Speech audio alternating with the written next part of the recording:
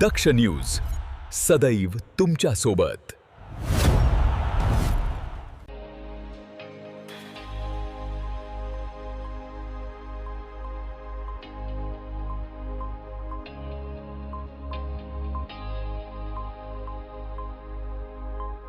नाशिक शहरातील देवळाली गावात जुन्या वादातून एका 36 वर्षीय युवकाची धारदार शस्त्राने हत्या झाल्याची धक्कादायक घटना शुक्रवारी पहाटे उघडकीस आली आहे।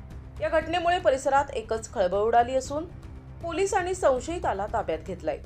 मिळालेल्या माहितीनुसार विशाल माळवे आणि त्याचा मित्र अमोल गायकवाड हे गुरुवारी रात्री एकत्र पार्टी करत होते।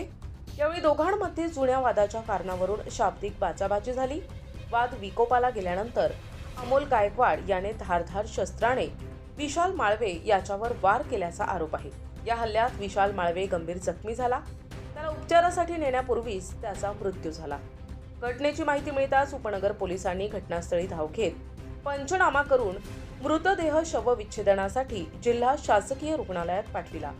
दरम्यान संशयित अमोल गायकवाड याला पोलिसांनी ताब्यात घेतलं असून त्याच्या विरुद्ध उपनगर पोलीस ठाण्यात खुनाचा गुन्हा दाखल करण्याची प्रक्रिया सुरू आहे। अलीकडेच तपोवन परिसरात सुटकेसमध्ये महिलेचा मृतदेह आणि कामगार कॉलनीतील इमारतीच्या टेरेसवर युवकाचा मृतदेह आढळल्याच्या घटनांनंतर आता देवळालीतील या खुनामुळे नाशिक शहरात कायदा आणि सुव्यवस्थेबाबत पुन्हा चिंता व्यक्त केली जात आहे।